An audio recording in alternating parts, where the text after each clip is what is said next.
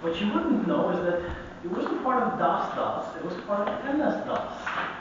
And to my surprise, I had an IBM computer.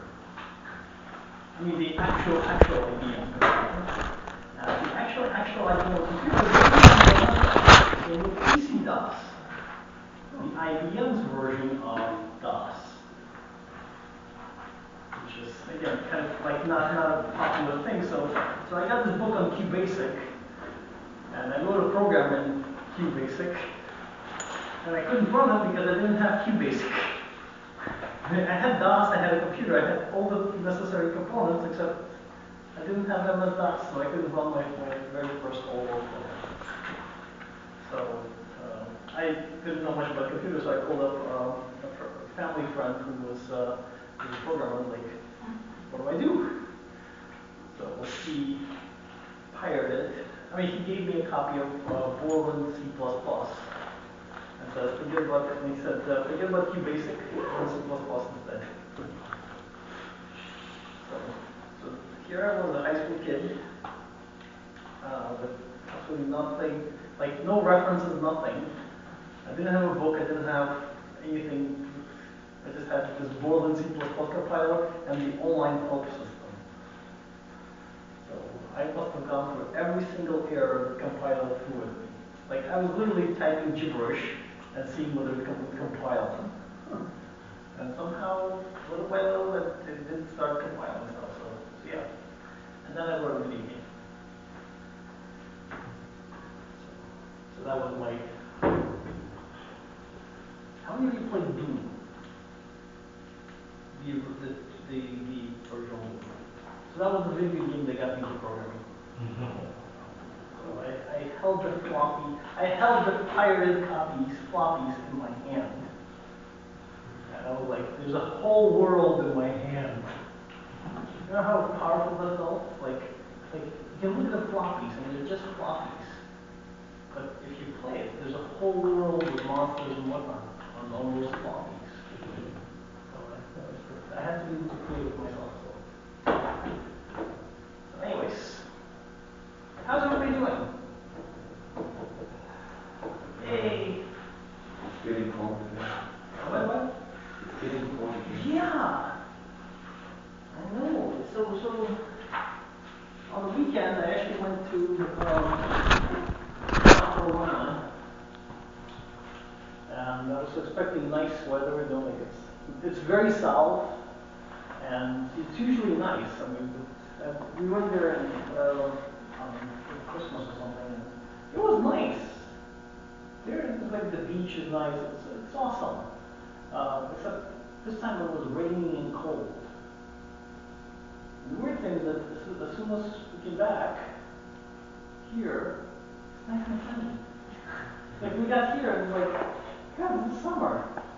Why can't we go? Okay. Okay. Okay, so let me mispronounce everybody's name. Okay.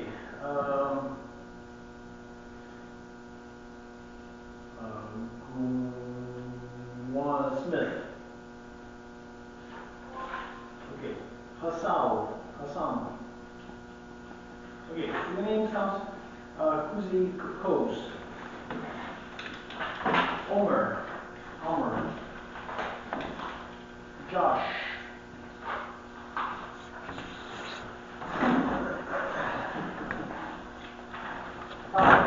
Tal. What? Is it Wei Chao? W-E-I-C-K-O. No. Oh, Wei Chaolin? yeah. That's the next one. Stephen Alexis. I'll leave the okay. Lou Bruno. Oh. Okay, who didn't get it back?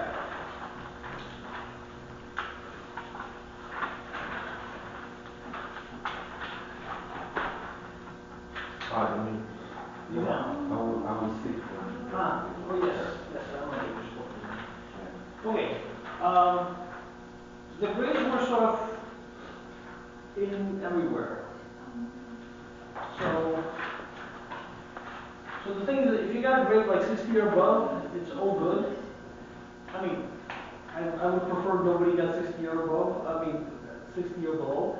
But if you got like grade like 45ish or so, there were surprisingly many people in like 50s or 40s range. A bit too many, actually. So, well, actually, this is probably not here because the grade line was kind of close here. So, I would say study up. Name?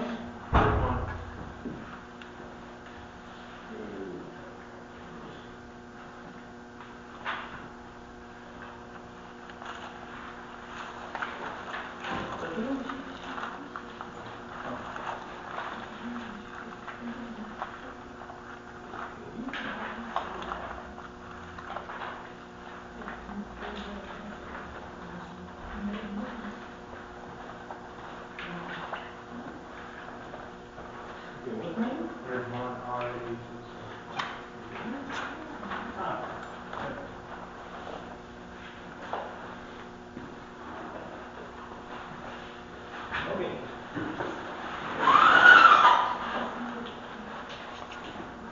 So,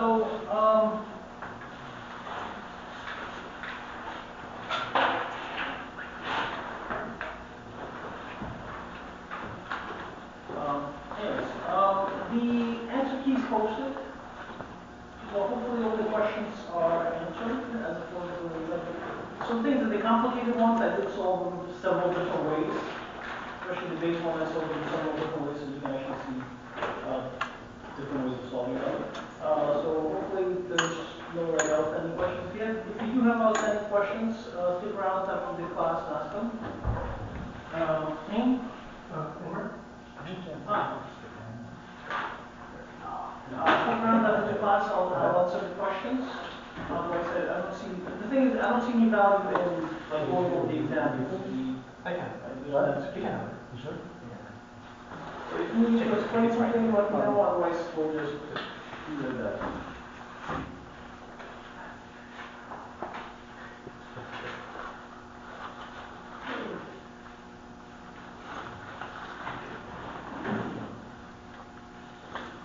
So,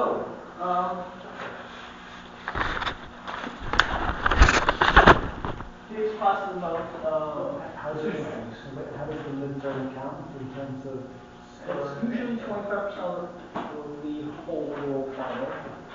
So if you did really, really badly, like the worst case scenario, somebody got like a 45, I think that's the lowest grade. That's still not a disaster. You know, so they get a good grade on, the homeworks are weighed like 35 points of the final grade, and then the final exam is 40% of the final grade. So getting a 45 in the midterm is not a disaster. You can still very easily get an A or a B. Not like, oh my god, that's a done.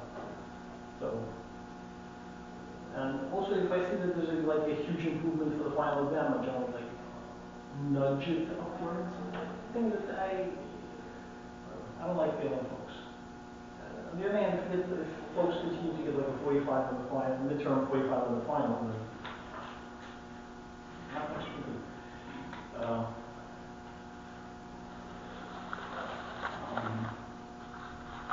So yeah, I wouldn't worry too much about it. I think folks place way too much emphasis on grades.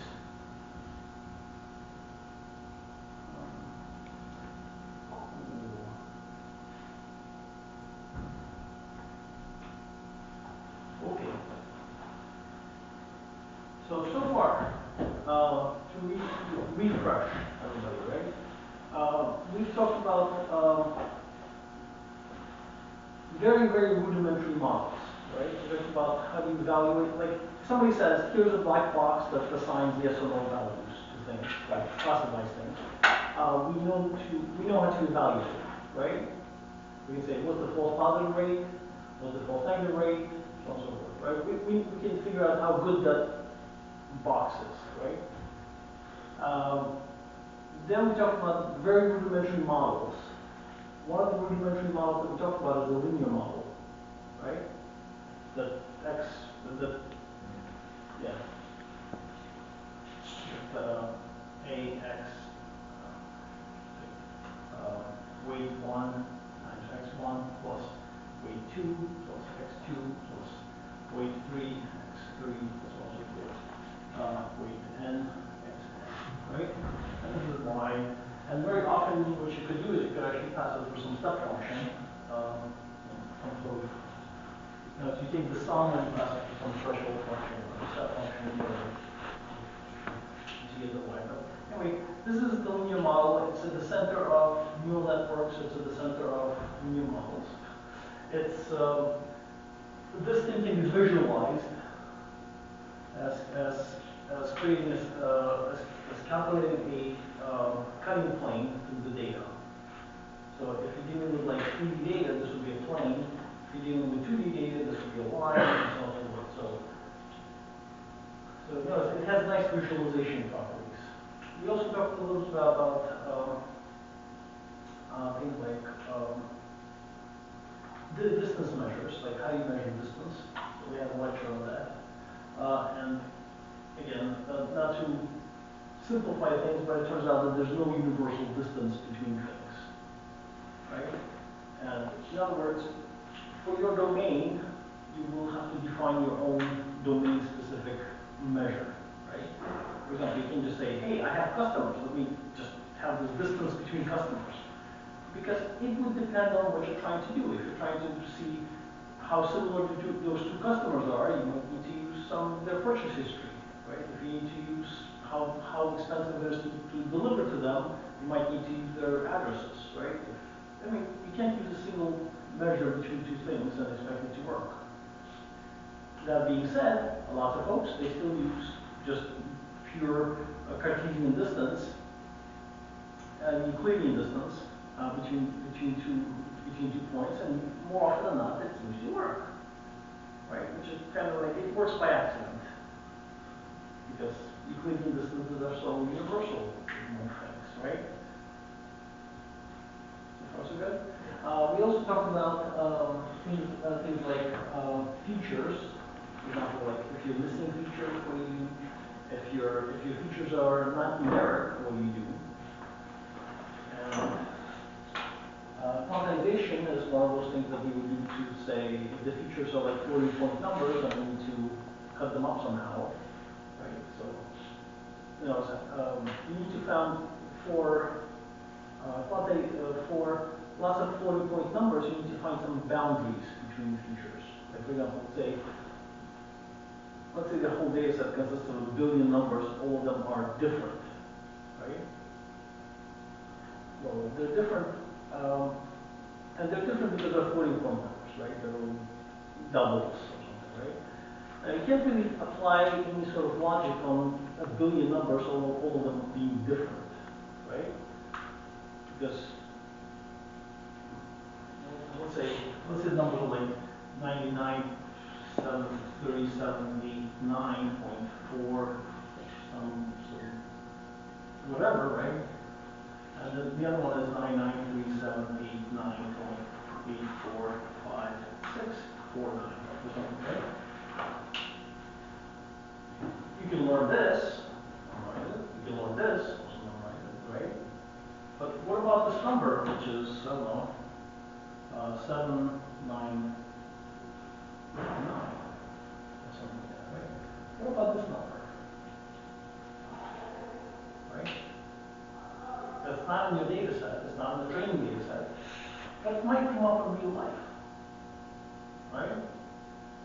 So for these kinds of situations, you need to quantize the data somehow. You need to say, well, there is a continuity between this one and this one, and if they have the same label, great. If they have different labels, then you need to draw the line somewhere, right? Where you draw the line. Well, quantization helps you with that. So if you have a billion numbers, all of them are different, each number is slightly different. So if you do this thing, you still get a count of billion, right? But what you can do is you can actually find boundaries between numbers. And you can assign these boundaries different ways. You can say, well, I'm going to have equal range boundaries, or you're going to have equal probability boundaries, which I like equal probability better than equal range. But the basic idea is that you want to bucket them. So instead of having a billion distinct numbers, you're going to have, I don't know, 100 buckets. And then if something falls into the same bucket, you get the same label, or you get some sort of proportional label, or else something that you can use to predict. Like you can say, I've seen this bucket in my training data, and in my training data, this bucket has this label. Then for future records, you can say, hey, this number falls into this bucket, and things in this bucket generally have this label. Right?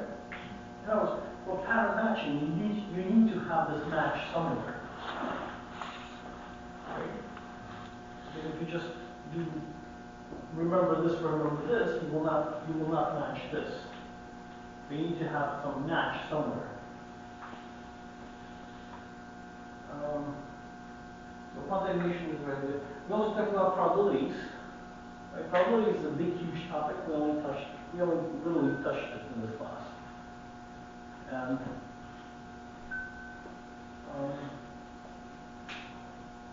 I highly recommend everybody should get familiar with probabilities. We're not going to touch them too much in this class again. I mean, obviously, Bayes' rule is going to come up over and over again because I think that's Bayes' rule is awesome because that's, in my view, that's how we gain knowledge. So it's good to know. So if that's the question that you got wrong on the exam, don't worry, it will come up again. It will come up again. But in a few weeks, everybody's going to be master of it. So it's also very good at understanding how stuff works, how companies work. So how does an insurance company work, for example? So without probabilities, insurance companies wouldn't exist. I mean, why would somebody run an insurance company? There's no particularly good reason for it to run an insurance company. It also tells you about how independent events can be used to for your benefit. So, for example, the way that the insurance business started to begin with, right, was ship captains or ship people who used to ship stuff around the world. They needed some reliable way of shipping things, right?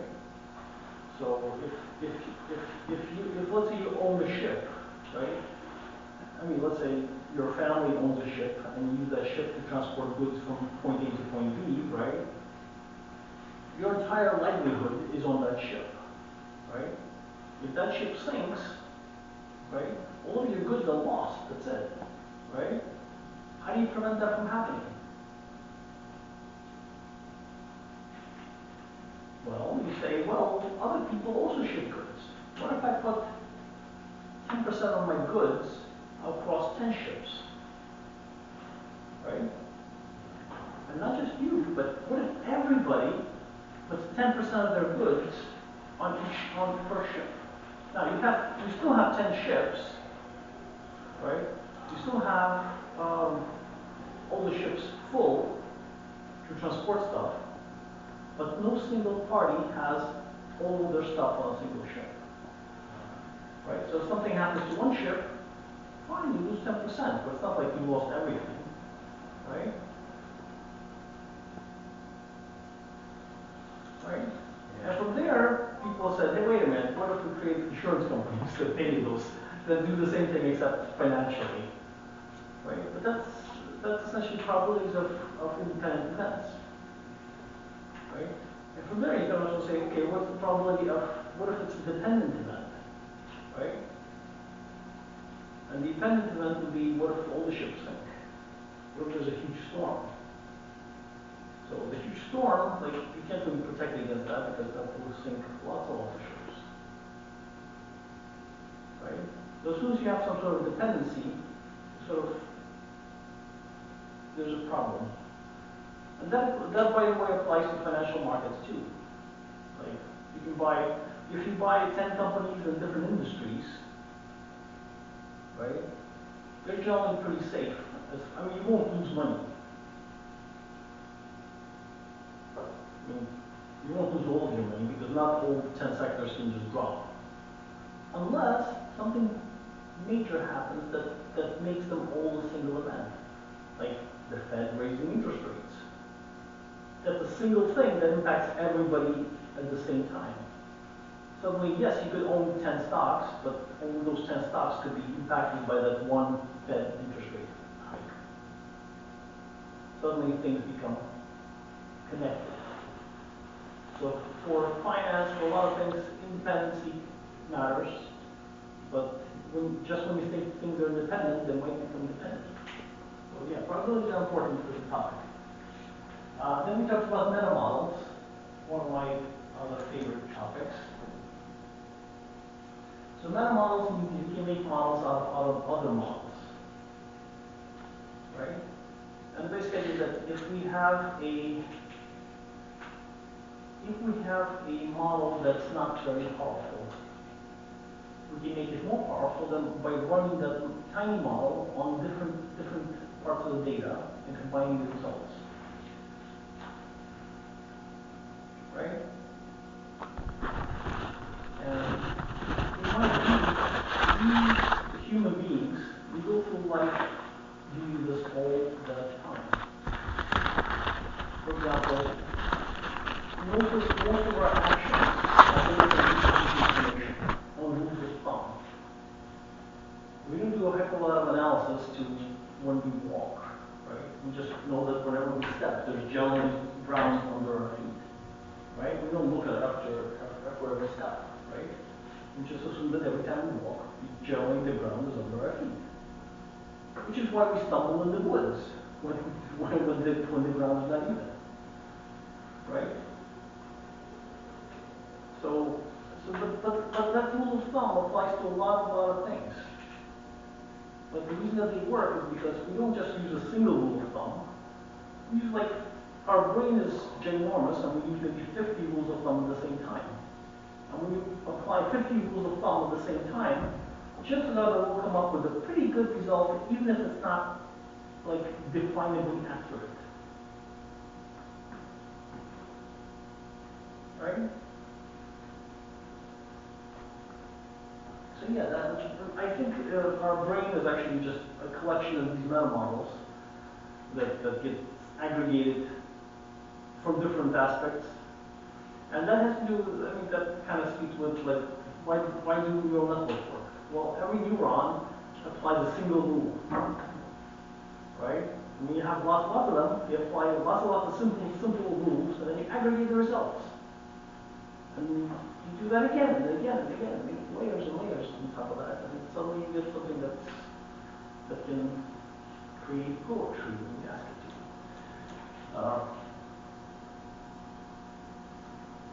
Then we did vector quantization, which is the last class, I think. Okay, so today's class is decision trees.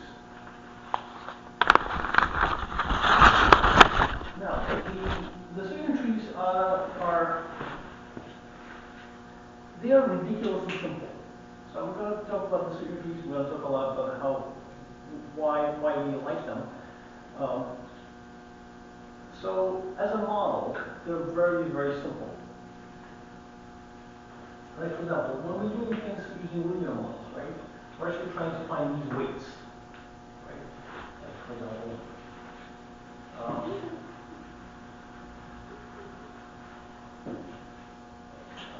let's say we have triangles, squares.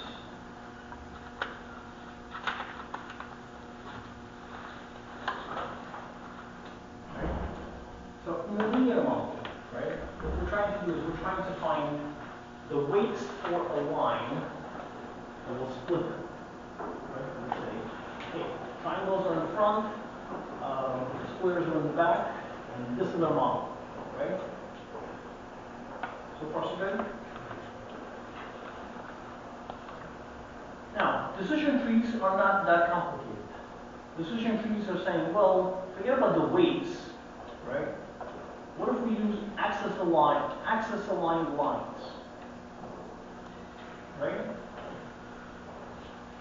decision trees would say, hey, so what if I just cut it like this? Right? And then the decision tree is going to say, well, what if I cut this thing here? I mean, this is the front. This is rule 1.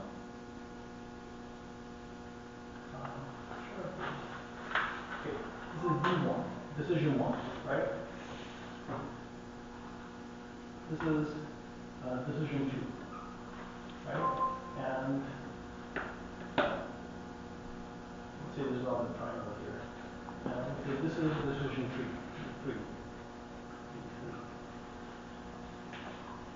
Right? So decision trees, they don't adjust weights. That's one simplification, right? They only work on one axis at a time. Right? Or one variable at a time. Right? So there's no adjustment, there's no like, you just calculate the cut and you just throw the data on that, right? The other thing is that it's kind of recursive. So if you think about it, what if we needed to classify this new instance? Right?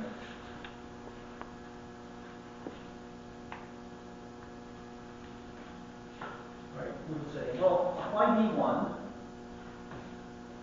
Is it the, so this is the front. This is the front, this is the front.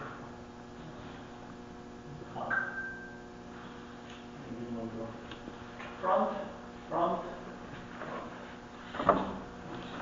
I just do it that way.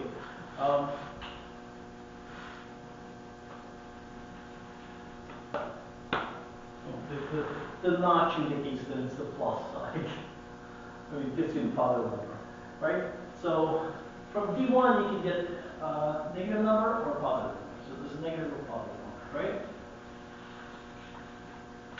And then you say, okay, if I got a positive number on D1, which is this dot is on this side, right? Notice it's on this half. I'm going to apply D2.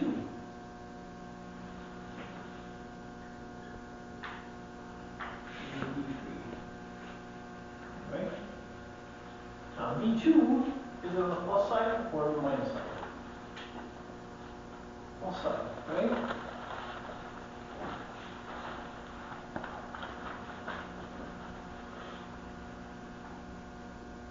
So this would be label this. This would be triangle. The positive side would be triangle. The other side would be box. So if we're trying to label this instance,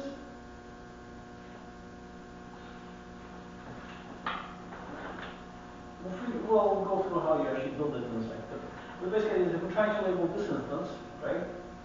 First we apply the first rule. Is it in the front or the back? Okay, it's in the front. So on the positive side. Plus, negative.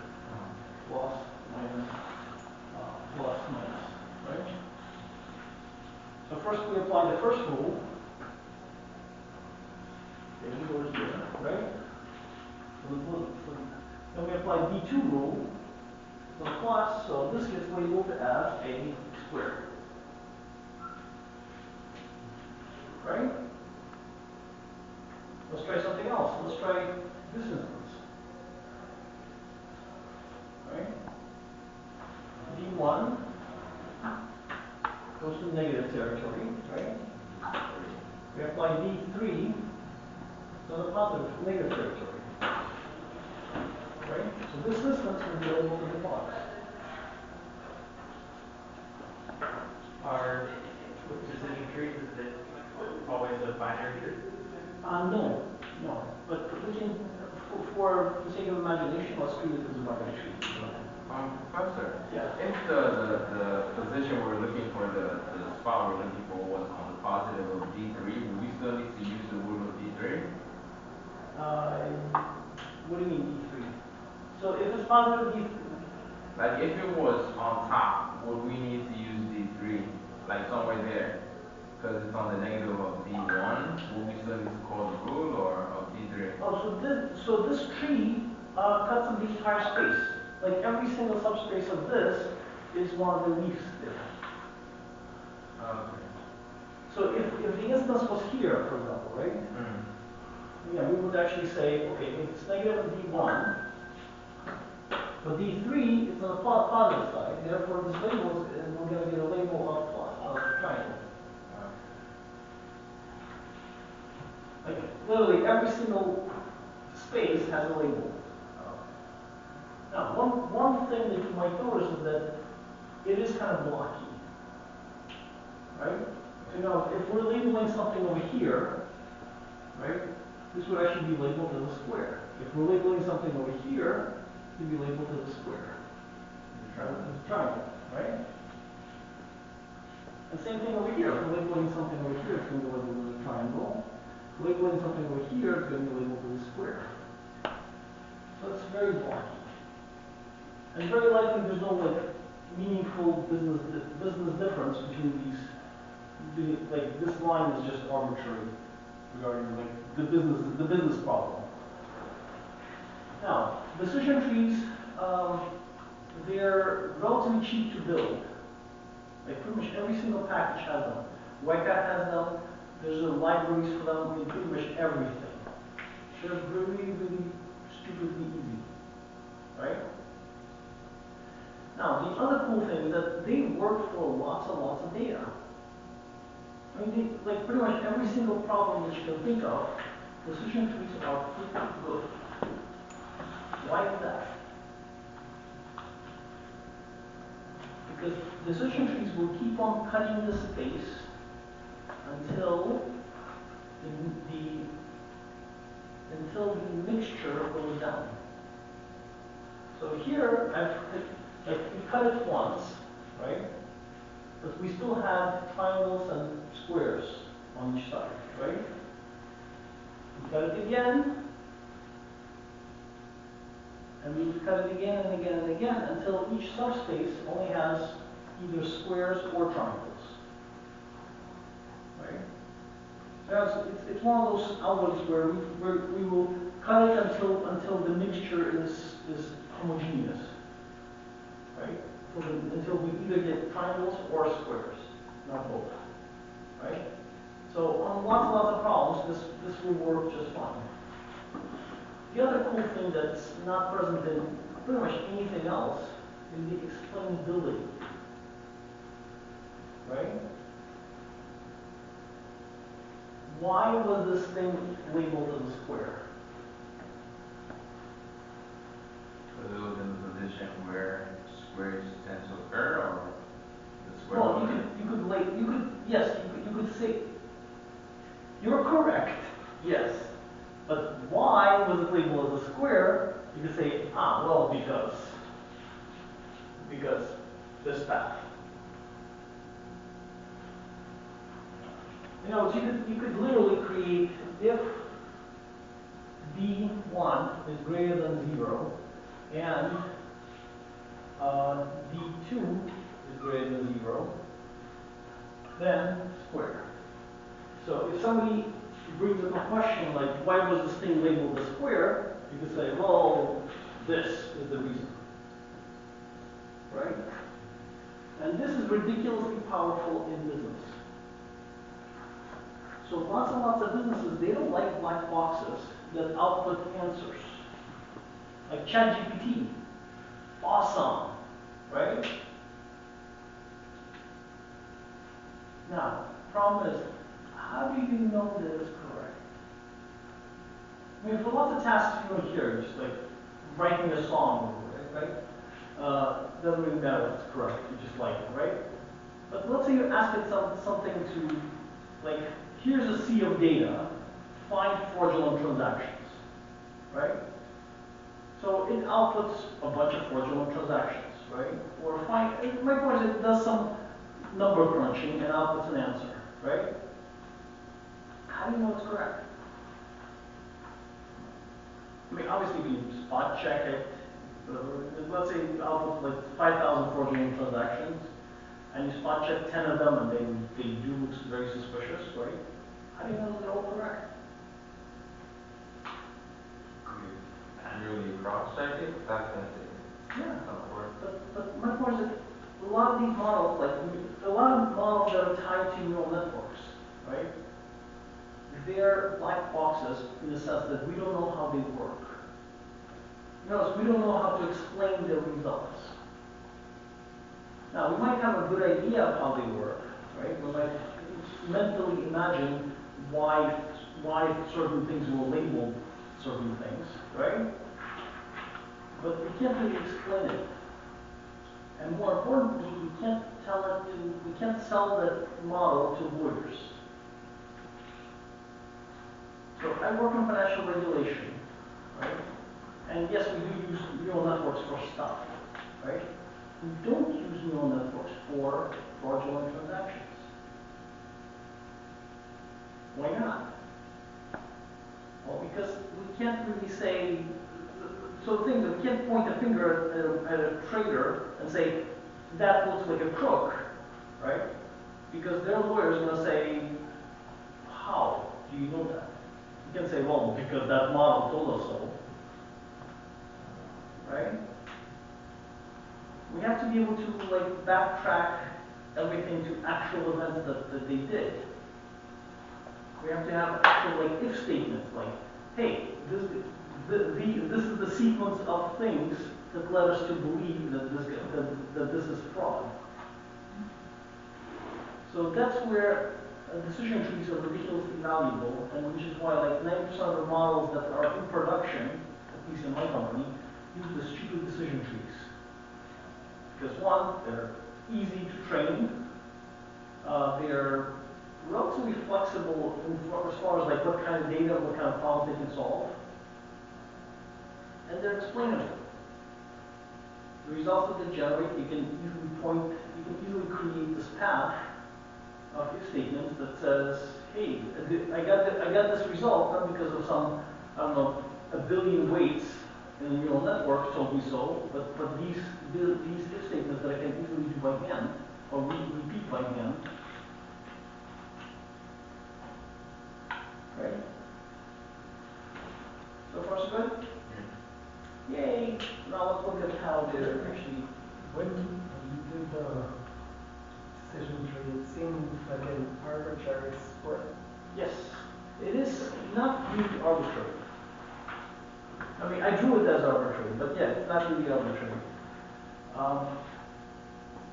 Meaning is, when you did the split, it would try to get some... It would try to minimize something, right? And that something is very often entropy. I mean, the reason I'm asking is because neural networks are like kind of similar. yes, they are. In that they are kind of decision trees Yes. in a way. Yes, except they're not explainable. Meaning they're So- complicated decision trees. Exactly. So yes, you're right. That neural networks could be like this D rule is a linear combination of like 500 weights Right. versus it's a single parameter. Right. It's not Yeah, as like straight. this Meaning D it is straightforward, but there's Okay. 1,000 of them or 10,000 Exactly. of them. So this D could be if let's say salary is greater than 0 and some other tax is greater than 0 and some my point is in the decision tree these are the simple single dimensional variables, right, that have a certain value. Right? In the neural network, yes, you're right that these things you can the neural network you can build a neural network that replicates this, where this is just a hyperplane with like one, except everything else is almost 0, with one axis being non-zero. I mean, assuming you wanted to do like the full weights, right? So this would be a linear combination of things, right? So decision trees just pick one axis and say, okay, is this axis more important? Like, what's the most important axis at this point? At this point, it's, in our example, we decided that this axis was the most important one. Once we actually split it like this, which axis is the most important one, we say, okay, looking at just this data, this axis is the most important one. So there's multiple ways you can manipulate. For example, Oh, yeah. you say if you D1 greater than 0 and D2 greater than 0, then it gives us a square. And if we check on drawing, you give us first say D1. If the D1 is less than 0 and D3 is less than 0, it gives us a square too. So Yeah, so the thing is, you can cut the space however you want. So the decision trees do is they minimize, they either minimize, there are a couple of ways of building it, right? And the way that I'm going to talk about in class is they maximize information gain. They try to gain as much information from every split as they can. Right, and there's a way to measure that. We'll talk a little bit about that in a second. But you can also minimize the entropy, which is what information gain is. But the basic idea is that there's a measure of one simple way of saying that if this subspace has an even number of squares in triangles, then this subspace is mixed. In other words, like the probability of squares and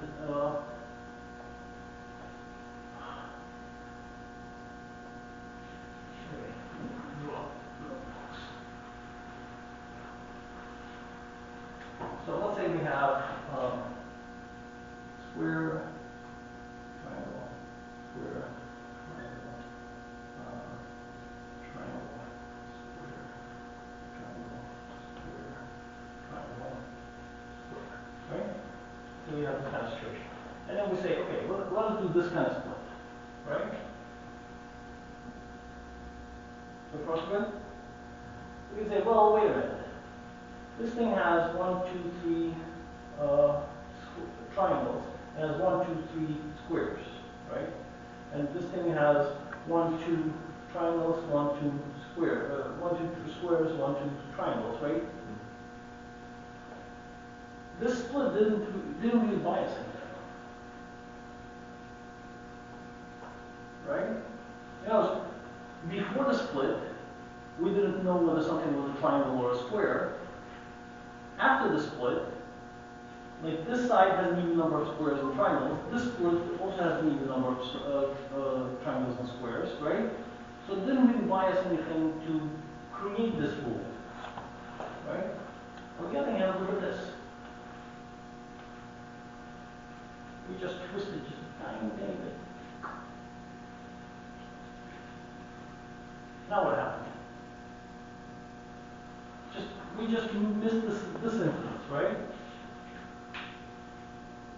What is special about this side? Yeah, 2 squares in a triangle. Exactly. So if you're on this side, you're more likely to be a square. Right? If you're on this side, you're more likely to be a triangle. Right? It doesn't have to split like perfectly, but probability-wise, if you had to bet money on something, right? This side is more likely to be a square, this side is more likely to be a triangle. So, how do you decide on the decision? Yeah, that's what we're going to talk about, the information game. So,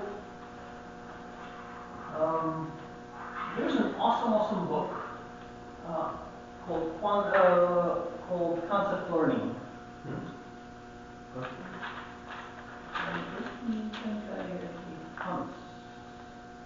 Hunt's Concept Learning. So there's an awesome book called Concept Learning. I highly recommend you get it and read it. So I mean, it's, as far as like machine learning, like the source of machine. I mean, like how do machines learn? It's a really, really good book. It was written in like 1950s, I think. And the cool thing about, I referenced that book, I think, here somewhere. I got it on Amazon for like $3. I know those used library books that where the library gets flooded or something, and they sell the rest of the books on Amazon. So you can get like ridiculously cheap books they're like, the thing is that the books themselves were like the spark of an idea, right? And those books are like $3 an Amazon. Like you literally pay for shipping, like $3.99 for shipping, and the book was like $1 or something. Do you know the author? A Hunt. Hunt? Yep. Concept learning by Hunt. So anyway, in the book he essentially explains the basic idea is he says, well, there's an idea of concepts, right? And concepts exist in concept space, right? So there's some description of a chair that you can come up with, right? And you can come up with all sorts of descriptions of a chair, the concept of a chair, things like weight, height, all the dimensions of the chair, and so on and so forth. And then you can come up with other concepts that are sort of similar, right? And in concept space, essentially what he's talking about is that you can encode your ideas as points in n-dimensional space. That's essentially what he's talking about, right? And then the other idea is that, well, certain areas of that space can be labeled, right? You can say, well, there's a concept space, like, I don't know, 1,000-dimensional concept space, and there's this point, which is an instance of, let's say, a puppy, right? There's another point over here, and there's another point over here, right? So let's say this is a cat, right? And this is a dog, right? And you can say, well, the points that are very similar to this one, they're next to each other, will probably be also a dog. The point that is very similar to this point will probably be a cat, right? And that's essentially what Hunt's book talks about concepts. In other words, there's an idea of concepts, and however you encode them mathematically, it's going to be a list of numbers. List of numbers implies a space, and if things are close enough in that space, chances are they would have be labeled the same. Now, concepts, they don't need to be like distinct, they can overlap. So, you can have a dog concept, you can have a cat concept, you can have a mammal concept, or something like that, right? So concepts are like subspaces of this vast concept space, right? And then she says, well, there has to be rules to be able to localize things within this concept space.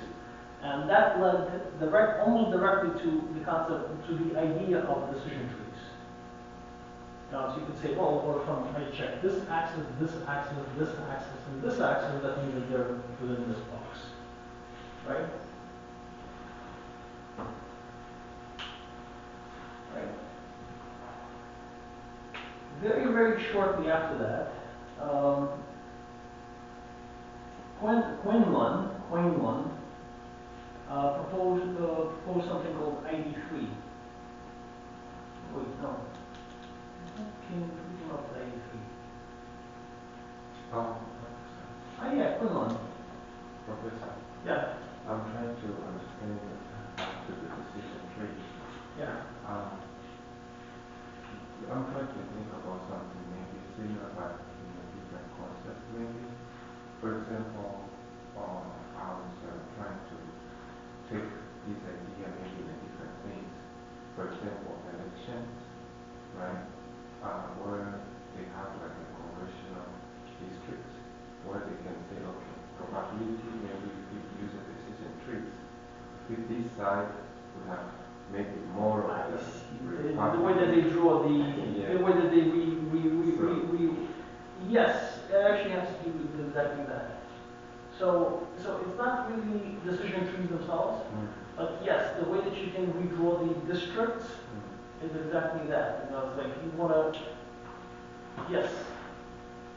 So the thing that if you want to mess up elections, you draw districts by some sort of lines that make separation bigger. Yes. And yes, let's learn how to rig elections. But anyway, so ID3. So ID stands for some weird interactive dichotometer 3. I guess it was version 3. Anyway, you don't care about these names. I recommend not. So anyway, ID3 used something called information gain to build a decision tree. ID3 was famous for operating well on symbolic data, but not well on numeric data. And I'll talk about that in a second. So the basic idea is that if you have something like records, so the basic idea is that the inputs to this are going to be records, like x1, x2, xn, and x target. Right? So this is the label. Right?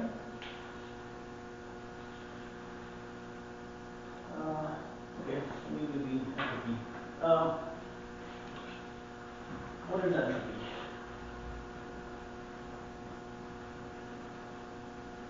So there's a measure of disorder. Entropy is there's the entropy as there's a physical entropy and then there's the mathematical entropy, which is the measure of disorder. So entropy, I guess X or something. Is it X? Yes, it is an X. So negative sum probability for all values v on x for all values of x. Probability of v log x2, actually not x2, probability of v. So this is entropy. And you can put a log 2 just to simplify things. So log base 2 means that the entropy is represented in bits, like binary bits. If you don't put log 2, then it's going to be represented as information bits or something, but they're not like 1 and 0 kind of bits. That doesn't really matter. Anyways, now what entropy measures is the amount of disorder in the system. So for example, how many bits does it take to represent a certain event? Okay? So if we have a biased coin, for example, right? And we know that it's going to come up heads all the time, right? So we flip a coin, it comes up head. Flip a coin, it comes up head. Flip a coin, it comes up head. How much information does it have? How much entropy does it have? I would say 100. 0. Why 0? Do we need to? So the amount of disorder is going to be 0 because we know it always comes up heads. Right? Because we know the results before we do the experiment. Right?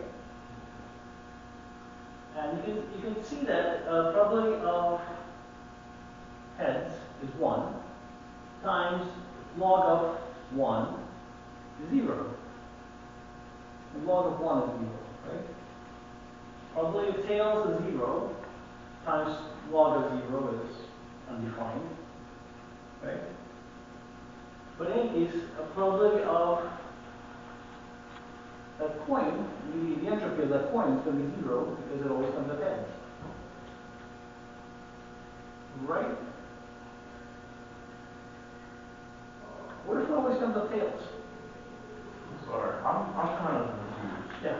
The whole, you said it measures the level of chaos, right? Yes.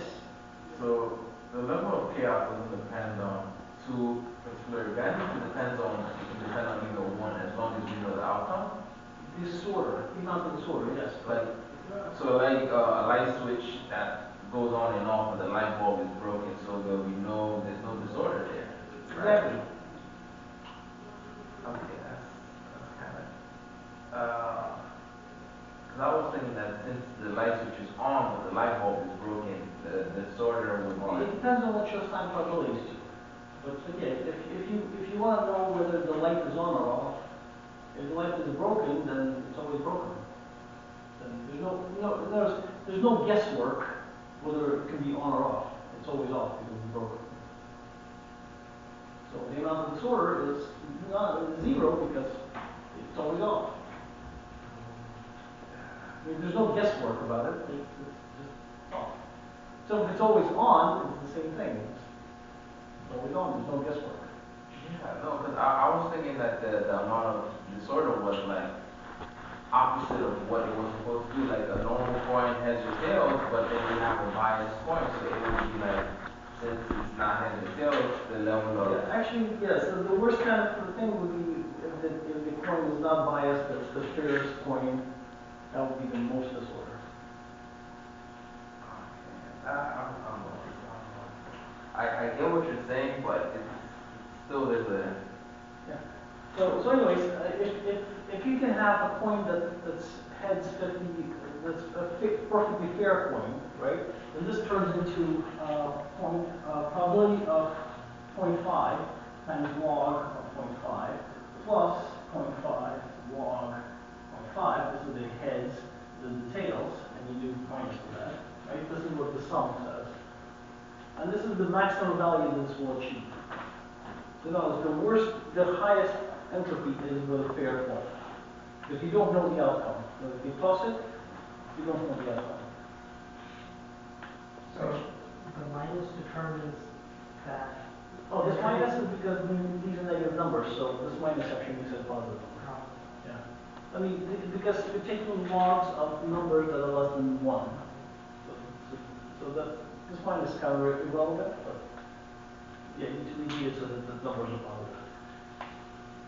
Anyways, now comes the other neat equation.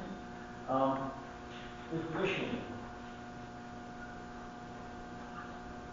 Getting x I is equal to entropy x minus the sum. And I'll walk through these in a sec. Balance.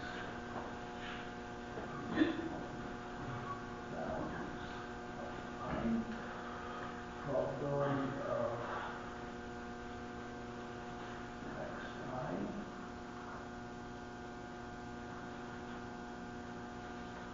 x.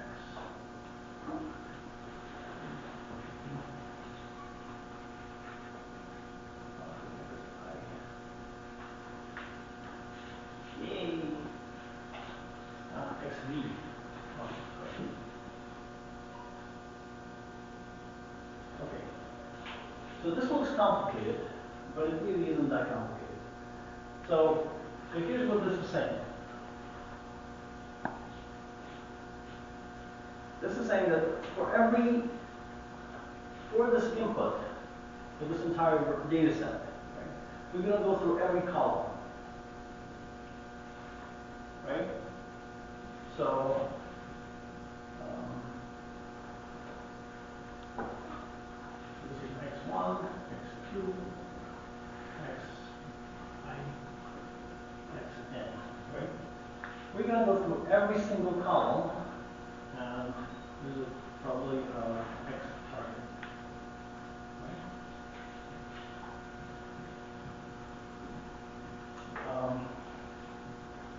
This is our data set. And what is this entropy calculating when we do this?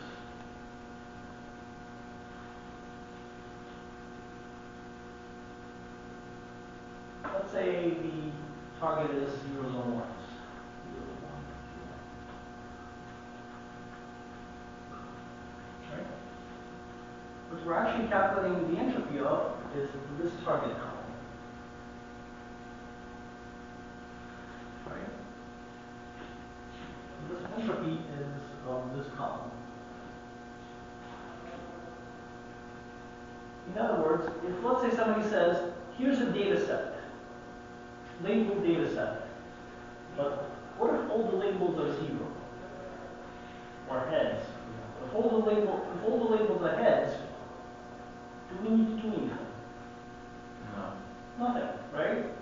Because we're done, right? It's one-sided. The worst case scenario is that if half of the labels are heads, the other half of the labels are tails. So now it's like if half of them are 0, half of them are 1, it's like worst case scenario, and this is what this will return, entropy. Right? How do we calculate it? Well, we do probability of zeros, probability of ones. Calculate it, right? If there is more than one value, let's say instead of 0 and 1, let's say actually 1 of 10 labels, right? Then we would actually do this thing for all the values of x. Like whatever all the values that the target can take, we would actually apply this entropy. So far so good? Yeah. Now, we want to calculate the gain for every I. Right? So suppose we get we pick this I in the middle, right? And let's say the values are like A, A, A, B, B, B, B, right? Good? Now what this is saying is that the entropy of this whole thing, we're going to dissect every single value of this xi.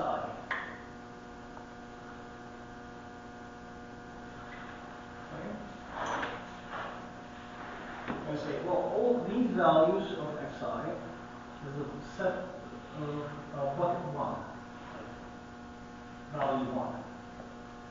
All these b's, they're value 2. Right? And if there was different values, we would say value 3, whatever, right? So far so good? So what this is saying is that the total entropy of this whole data set minus the sum of the individual entropies of this one and this one. Right? Because this entropy xb is entropy of where it's A.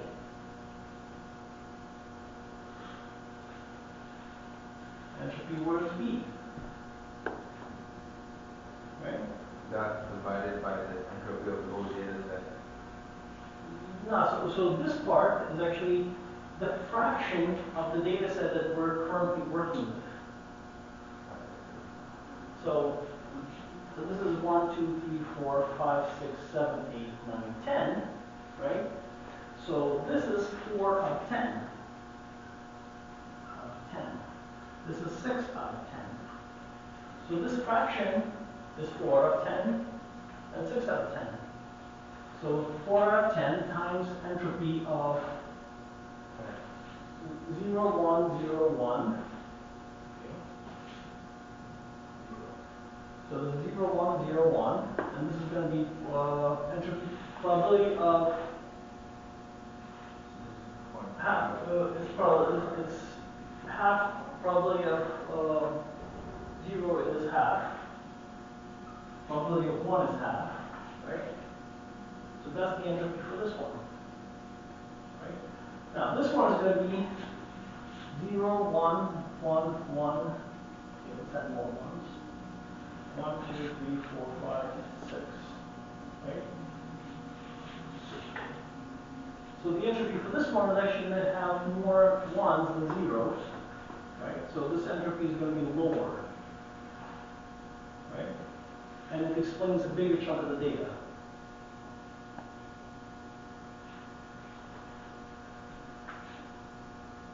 Right? So what this is saying, get the total, which is this, subtract after we split it on this values. Right? And record it as an information gain if we split it in the column I.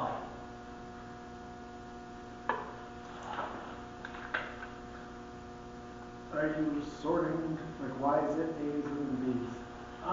Yes, you can sort it. Yes. I'm sorting it because it's easier for me to draw these boxes. But yes, they don't have to be sorted. But in practice, when you're implementing it, the algorithm will actually sort them. We'll do the sorting for each column. Yes. Right, And the only thing that you need to sort is this column plus the target. That's the only two things that matter in this. And so you don't care about it. Notice that you don't care about any of the columns. You only care about the column which you're examining and how it maps to the target. Right?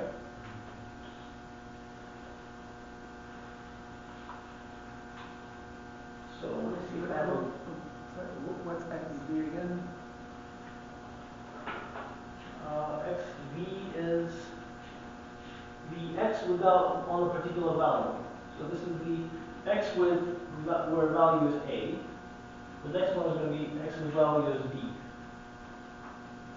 I was actually referring to the one before that, but that also answers. Which one? The sum of XV. This one? Yeah, sum of absolute value. This is the size of the set where the value is A is B. In this case, the size of the set where value is A, the size of the set where the value is B. Okay. Over the size of the whole set. Okay. So in this case, since the size of the whole set is 10, Right. this size of the V over the size of the total will be 4 over 10 For that, okay. for this one. And then this one will be 6 over 10 with this one. Right? And we would sum them together.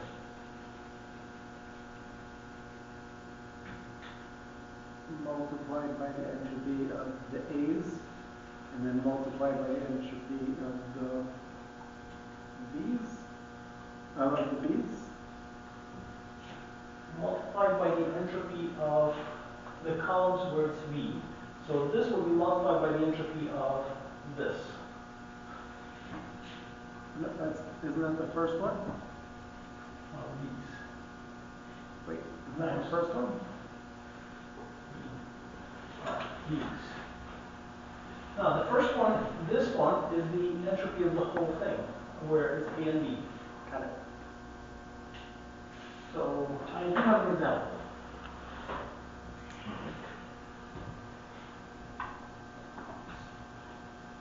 So going back to like the original example, you know, you split it here, you split it there. This is basically how we make that decision. Exactly.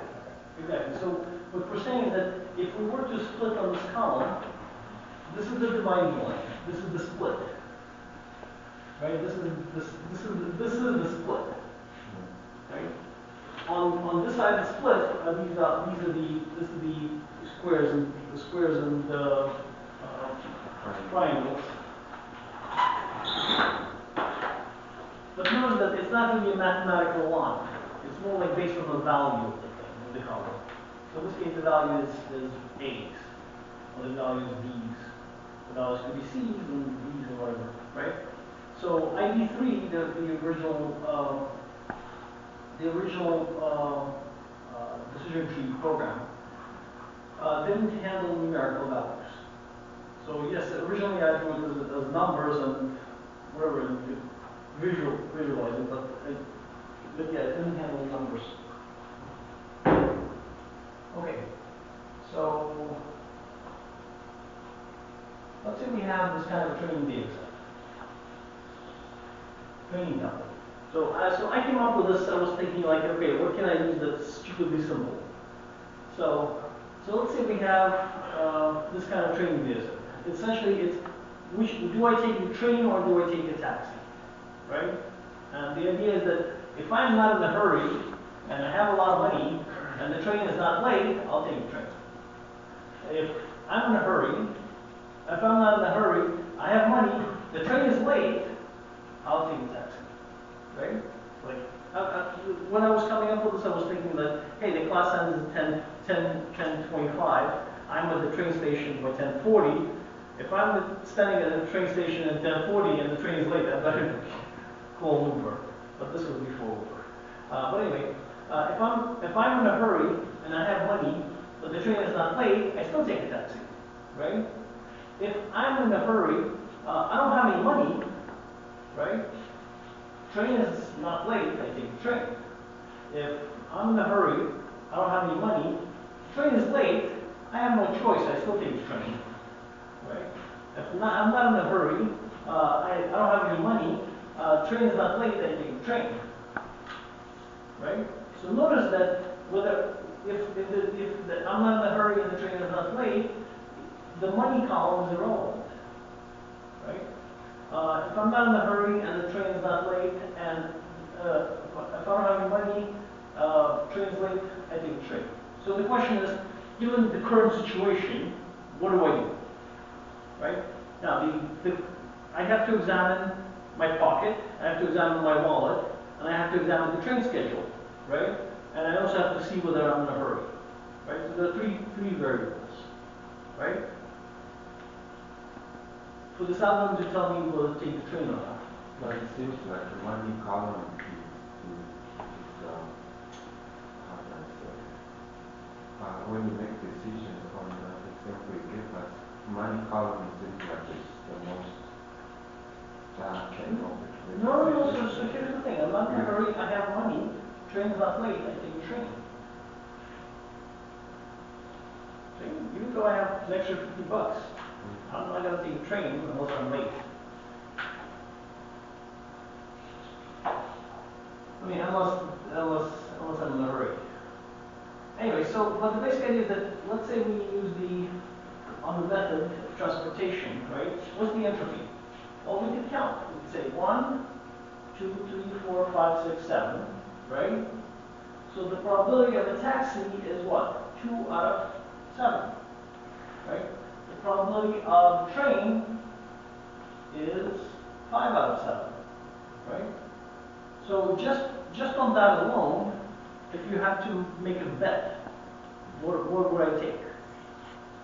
Train. Because there's more things that lead me to take a train. Right? Now, if you were to calculate the probability, and the actual 2 out of 7 plus 5 out of 7, the entropy is 0.59. Right? That's just on the method column. This is the whole column of outputs. Right? So this is the probability of this. I mean, it's still a guess. 0.59 is still a pretty. It's not a sure thing. It's a big guess, right? Now, entropy of method column, however, split in each column is. So if we split it on the money column, right? So let's say we split it on the hurry column. I mean, that's the first one, right? Hurry column, we have 1, 2, 1, 2, right? Right? So the method on the hurry column, the no's, right, are what? Train, taxi, train, train. So there are 3 trains and 1 taxi, right? So that's the 1 taxi, 3 trains, right? And the yes column is what?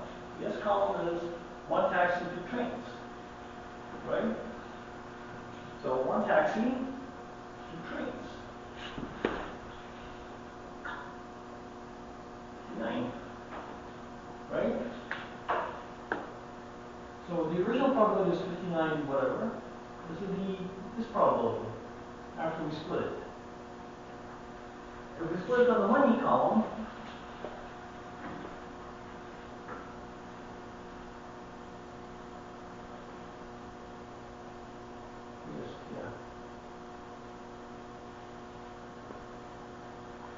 If you split it to the money column, it's the same thing. Money column is, we have, oh, these are nicely sorted. So we have train, taxi, taxi, and then the $10 one is train, train, train, train, right? So we have the, which is 1 out of 3, which is the train and taxi, taxi, which is 1 out of 3 train, taxi, taxi, right?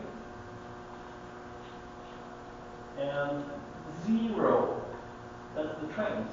See, the probability of this one is 0. Wait, why is it roughly zero? Because it's all train, train, train, train, train. Oh, probability of taxi is Yeah. zero. No, this one. Exactly, probability of taxi is 0, so entropy is 0. Right? And then we have train running late, which is, again, this one is kind of messy. But the basically is that if you work it out, the probability of this one is this one. Which is the same as this one, by the way. I mean, it's a tiny example. So, but anyways, what we could do is we could actually say, well, yeah, this actually walks you through the individual differences.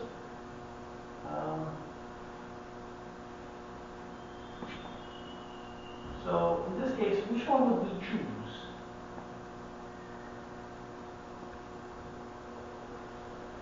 Why don't you go with the higher entropy? That's the Yeah, 0.59. I think we hurry. Which one do we choose for? Now for the smaller of the two, Don't we use the smaller two? Ah. Right on money. all right, the smaller of the two would be money, which is this one, right? So the money, we split it on the money. Now we have 2 data sets. Don't want to maximize the entropy or minimize the entropy? We're trying to find record, find a split that maximizes the entropy. So why do we make No, it maximize information gain. Yeah, so we want to split it so that this is a very good split because this split tells us to take the train. We can ignore everything from this point onwards because we always take the train from this column. maximizing information gains meaning we minimizing the lowest number? Yes. Well, the least amount of distortion we have, the more accurate we can assume our answer. Yeah. My point is that if let's say, according to this, right? If we were to, the very first thing that we should do is not think of are we in a hurry or is the train late. The first thing we should do is check our wallets. That's pretty much what this is saying. Like the first thing you should do to make your decision, the first thing you should do is check your wallet whether you have enough money. This is it. If you don't have enough money, you take the train. You don't need to ask whether you're in a hurry, whether the train is late. You don't care because you don't have enough money to the taxi. Right? This is essentially what it's saying. So first thing to do is check whether you have enough money. If you don't have enough money, this whole these records, they tell you to take the train. That's it, done. Okay, now after the splitting on the money column, which one do you split? Well, we only have this data set left, right? And this data set has hurry and train late, right? And again, if you're in a hurry, you have train or taxi, and if you're in a hurry, if you are in a hurry, then you only take a taxi, right? So again, if you're in a hurry, half and half, 0, take the that's the entropy. I mean, the 0 is the one where you just have the taxi. If train running late, which is again a different, it's a different variable. It's the same number, but this means that it's this record is the only one that's a taxi, right? So since we got the same information, we can. By the way, this is actually very rare to get the same exact number when you're doing like it's no large enough data set. That's it. Why Yeah. is the train late? This thing, okay, so So this is the original data set, right? We split it on the money, which is like this, right? So But why do, these are the same records, I'll just split them. yeah, but why do we only take the first two though? Which For one? hurry and train late? Why not do it third? Which one? That's for the smaller table, smaller You data. mean this one? Yeah. Why don't we only do it for the first two? We're not doing it for the first two, we're doing it for the whole three records. The thing is that if it's in this category, then we don't need to worry about it. We're taking the train. Okay. Whether it's late or not, it's irrelevant because we don't have enough money for the taxi. Right? Once in this category, we have enough money for the taxi, but then we can see, okay, is the train late or not? Right? Or are we in a hurry? So in this case, we're saying, okay, suppose we get split in a hurry, right? If we split in a hurry, again, we're not splitting the original data set, we're splitting just this data set that's left. Like this data set, we can split it on a hurry. And we have with these two data sets, this data set and this data set. Again, in other words, if we have enough money and we're in a hurry, we take the taxi. Done. Right? Now, if we're not in a hurry, then we have this scenario.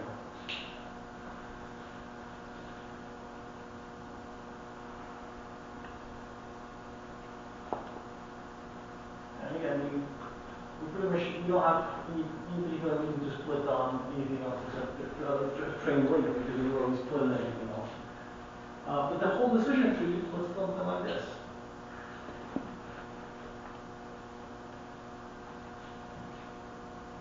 So check the money. If you don't have enough money, take the train. Right? If you have enough money, are you in a hurry? If yes, take the taxi. If you're not in a hurry, check whether the train is late. If the train is late, take the taxi. If it's not late, take the train. Right? And then you can ask it various interesting questions. You can say, well, why did I take the taxi? You can say, well, I took the taxi because I had enough money and I was in a hurry, I took a taxi. Right?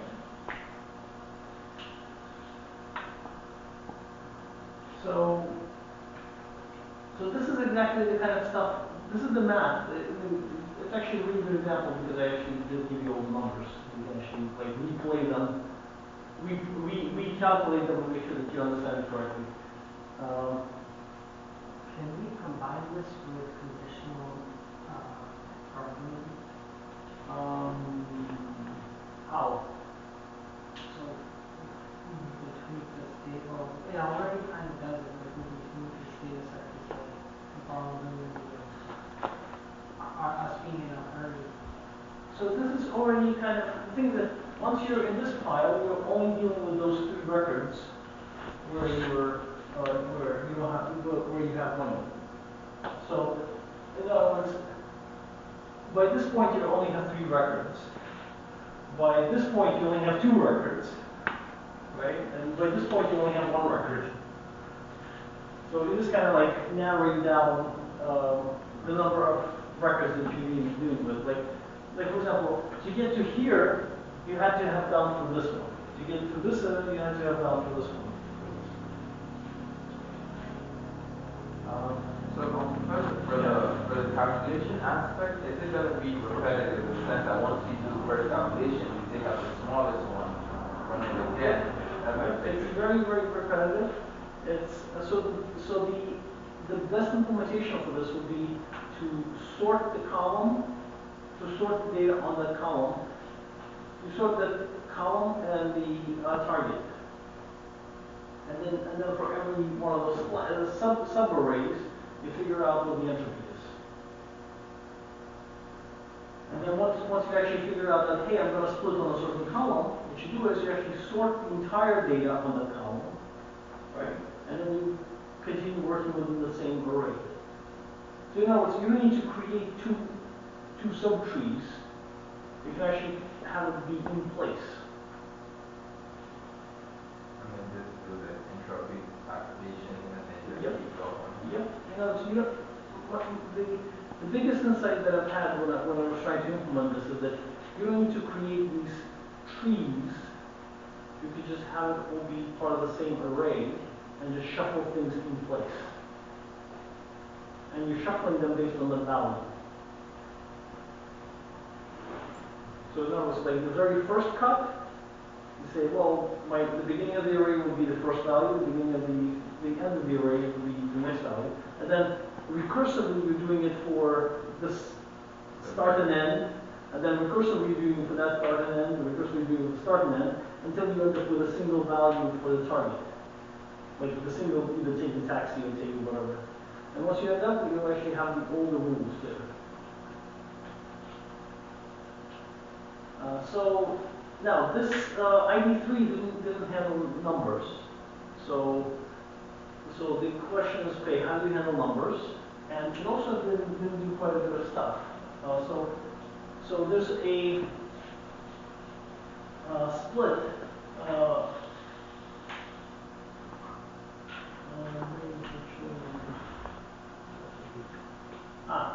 So there's a split factor and a gain ratio. So it turned out that, for example, if, let's say, in addition to, so folks were trying to apply this to database tables, right? And let's say you throw this as a database table, the decision tree, actually, imagine if you have a,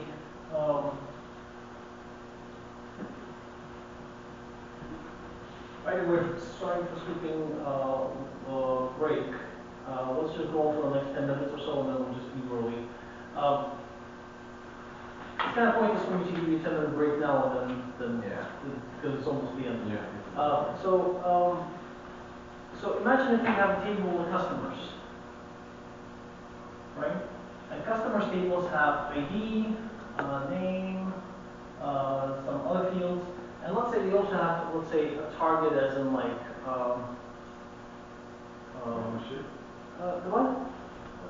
Let's say that the target is like they had a customer support call or something like that, right?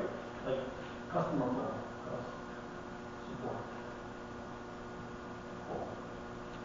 And let's say customer support call is yes or no, right? Okay. And this is your training data, right? I mean, this is, you pulled it from your data set and it becomes your training data. You throw it at the decision tree, right? At ID3, and ID3 builds a decision tree, right? What would be the first split on this data? Customer ID? Exactly, because it gives you the most amount of information, right? Given the customer ID, you can figure out whether they called customer support or not. Bam, right? Would it generalize? Yeah, you can generalize it from there. No, it wouldn't generalize it because given another customer ID, you wouldn't know whether they would call customer support or not, right? So the customer ID is a bad field to generalize on because no, you wouldn't be able to predict whether another customer would call support or not, right? So also name, right? You wouldn't be able to determine whether somebody would call customer support or not based on their name, right? So there would be lots and lots of these fields that identify customer, right, but would have nothing to do with the support call, right? So C45 actually handled this. This is saying that if we split on too many things, like let's say if this thing has too many distinct values, then we want to discount that information gain that we get from it. Like, yes, we would get enormous amount of information gain if we split on the ID, but it wouldn't be very valuable. So we want to, if you split too much, we want to penalize it. But if we do want to split, but we don't want to split too much. So this is what the split ratio is. gain ratio is you do the gain, the information gain over the split, over the number of splits. If you split too many times, then you don't do the column. So the other thing that C45 introduced is numerical values. So far nobody has dealt with how do you figure out information gain for numerical values, right? And numerical values are actually very easy to determine information gain on, because all you do is just, let's say numbers are like 7, 10, 13, 15, 22, 25, 25, 47, 30, 71, 82, right? So the basic idea is that first you sort the data, right? And then you say, well, what if I split it here? Top bit of information gain. What if I split it here? Top bit of information gain. Like literally, every single one of these numbers is going to have a target associated with it, right? So this would be no, yes, no, no, yes, yes, no, no, yes, yes, right? So what you do is you actually say, if I split it here, I figure out, okay, probability of no versus probability of yeses and no's here. I split it this way, probability of yes and no, probability of yeses and no's. If I split it here, probability, you can find that single split point that maximizes the information gain if you were to split it right smack in the middle between those two values. So that's how C45 handled numerical values, because it figured out that I take the entire column, I sort it, which gives me the value and the label, and then I split it in between, and then I essentially calculate the information by splitting it everywhere, and I figure out the best way for me to split on the column, and that's the information gain that I use. I mean, that's the split for that column that I'm going to use. But the gain you use, is it the information gain of all the splits? Or No, so this is just for one column. One column would be, for numeric columns, the issue, how do you calculate information for a numeric column? Right, so if it's a numeric column, you have to get it this way. If it's a string column, like a code or something, then you can do the other approach, the train. Right? So the other thing that C45 introduced is how do you train it?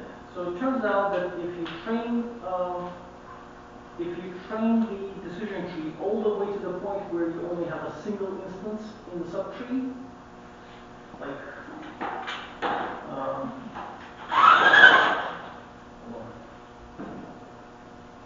if you train it all the way to the point where you only have a single instance on the subtree, it turns out to be bad. I mean, it's called overtraining.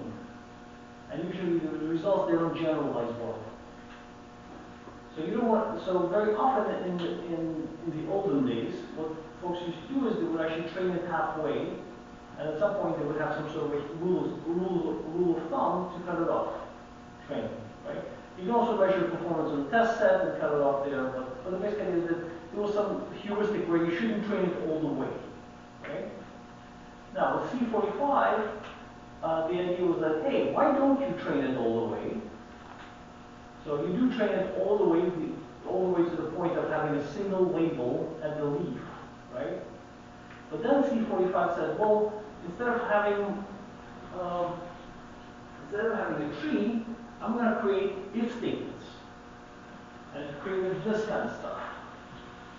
If, and it created it for every single subtree. So it would actually say if D1 is greater than 0 and D2 to D3 is less than 0, actually less than 0, then square, right? If D1 is less than 0 and D3 is greater than 0, then square. If D1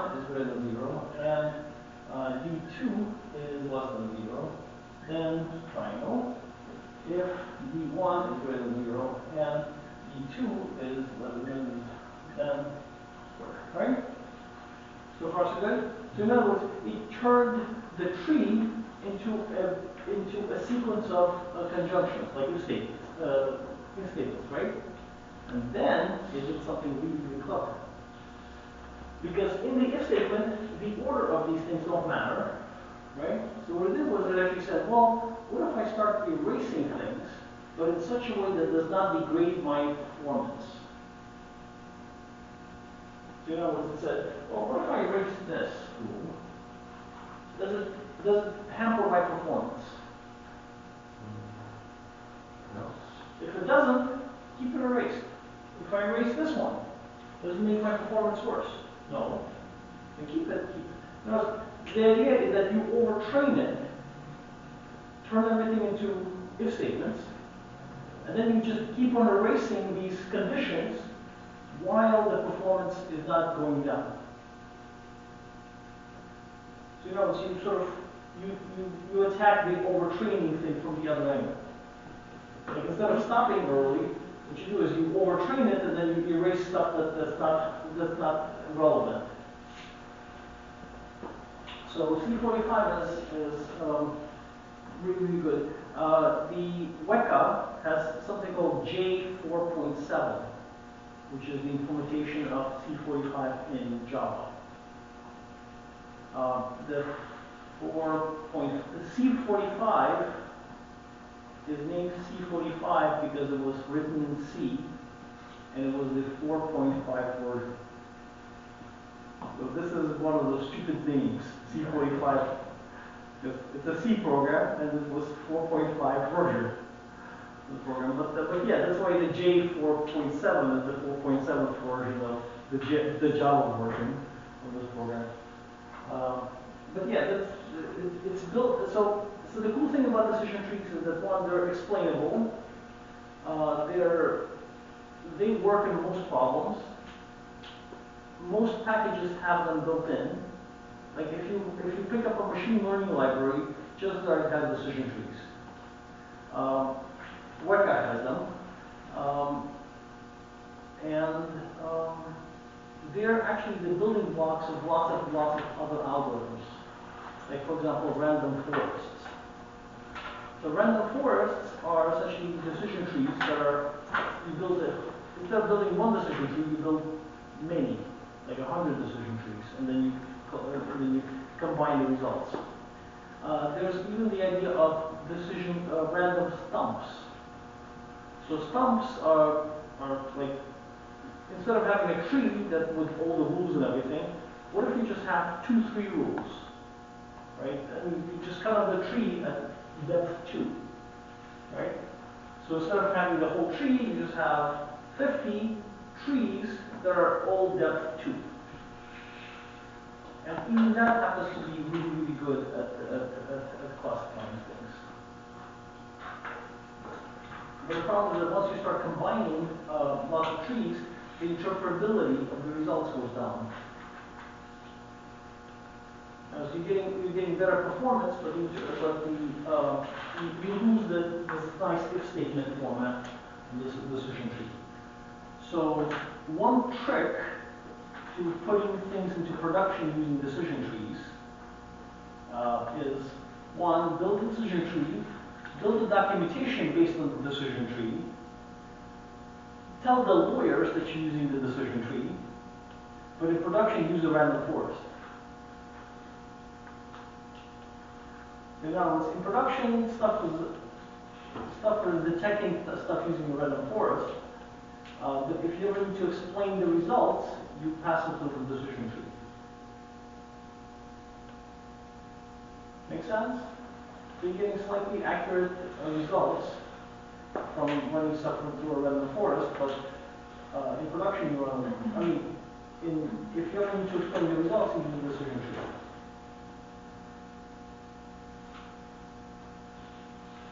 Right? And you sort of hope that they're the same. For the instances that you've identified, you hope that the results are the same.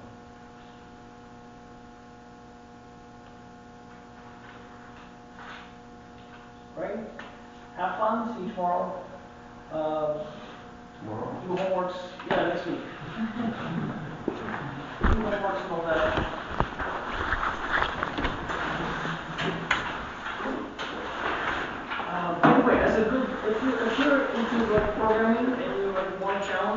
highly recommend trying to implement the decision tree. It's a really, I mean, you realize that the original decision trees were original like 1970s, 1980s.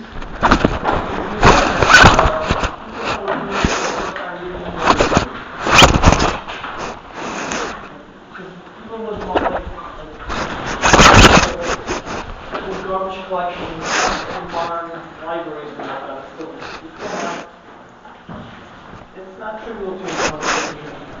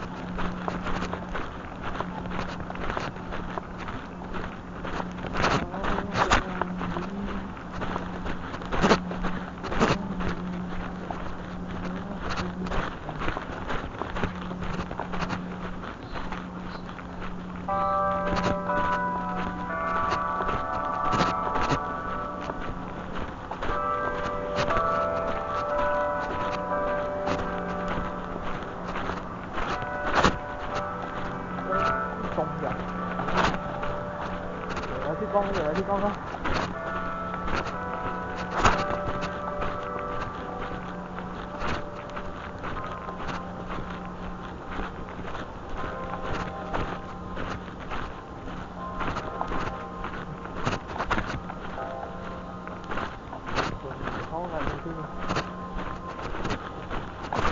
có hơi măng mà